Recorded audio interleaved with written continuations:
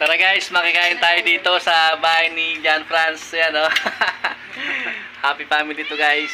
Yan. Nandiyan si tatay. Kasama nila.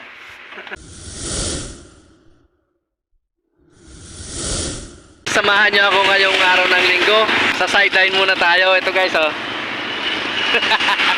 Biro lang guys. So yun nga, ilalabas ko sana ngayong araw ng linggo si John Franz at ang kanyang pamilya. Kaso sama ng panahon ngayon medyo mulan-ulan, kaya ang gagawin ko guys, bibili na lang ako ng pagkain at doon na lang kakainin sa bahay nila. Kaya nanghiram ako ng bag na to sa kaibigan kong si Ban.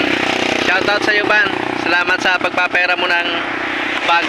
So yun guys, samahan niyo ako ngayong araw na to. A few moments later. Dito ako sa isa sa napakasarap daw na manok na bagong bukas to dito guys sa Tansa. Bibili ako ng manok. Yan. Lechon manok. Ito daw luto na to. Yan.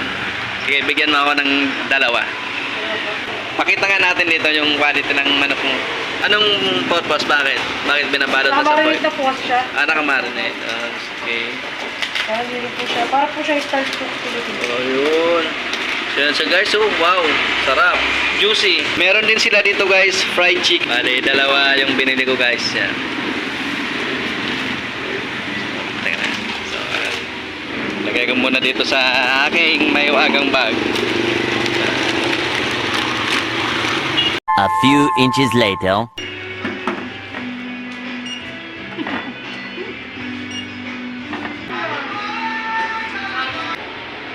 Meanwhile, Nandito na ako sa bahay nila John Franz. So ito nga pala guys, tatay ni John Franz, si Sir Lino.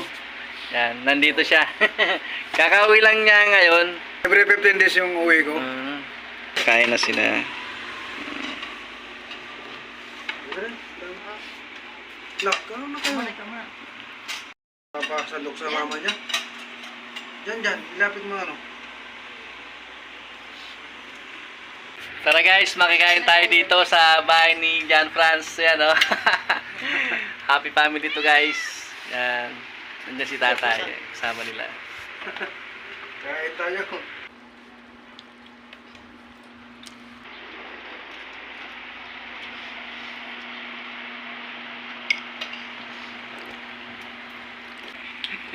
Kumain ka na kumain.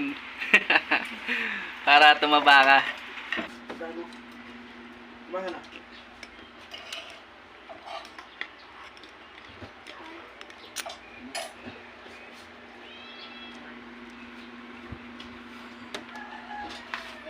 Makikain na ako guys ng ice cream.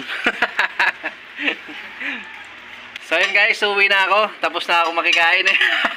Salamat po. May shoutout si Sir Lino. Ayan. Binabati ko yung mga sa ano, 7-Eleven Malaria to, North Caloocan. Si Alin, si Melissa, si especially kay Sir Jojo, ang manager ko. At saka si Judy Ann, at saka si Angelica. Nandito ko ngayon sa bahay namin. Andito yung vlogger, si Sir Batang Ohas, Bicolanong Maurag. Salamat guys!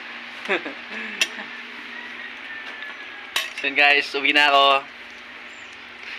Maraming salamat po uli kay Sir dyan sa Taiwan. Ingat po kayo lagi Sir. God bless.